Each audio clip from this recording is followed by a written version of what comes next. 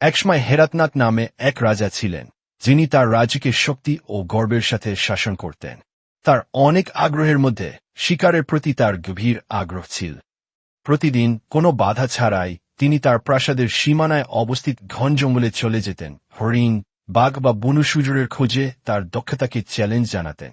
একদিন সকালে যখন সূর্যগাছের মধ্যে দিয়ে সোনালি আলো ফেলছিল, রাজা যথারীতি বনে প্রবেশ করেছিলেন, হাতে বন্দুক এবং চোখ সজাগ।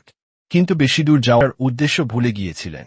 তিনি কেবল নির্বিস্ময়ে তাকিয়েছিলেন, তার হৃদয়ের ভিতরে কিছু পরিবর্তন অনুভব করেছিলেন। কিন্তু হঠাৎ আকাশ থেকে একটি বিকট শব্দ তাকে বাস্তবে ফিরিয়ে আন। সে চোখ পিটপিট করে মাথা নাড়ল এবং মনে মনে ভাবল, আমি শিকার করতে এসেছি, তবুও আমি এখানে মূর্তির মতো দাঁড়িয়ে আছি।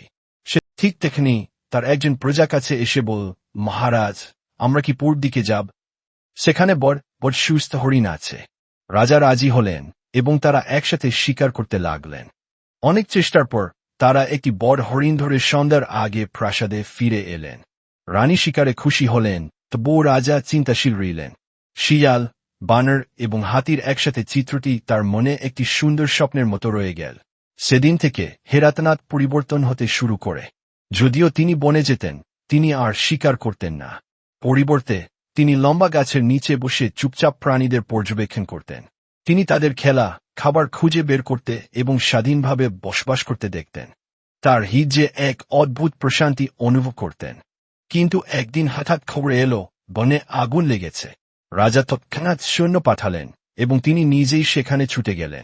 রাজার সৈন্যরা আগুন নেভানোর জন্য দিনরাত পরিশ্রম করে।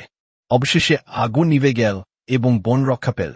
প্রাণীরা রক্ষা পেয়ে খুবই আনন্দিত হল এবং আনন্দ উল্লাস করতে লাগল। রাজ্যের লোকেরা রাজার এই ভালোবাসা দেখে অবাক হয়ে গেল।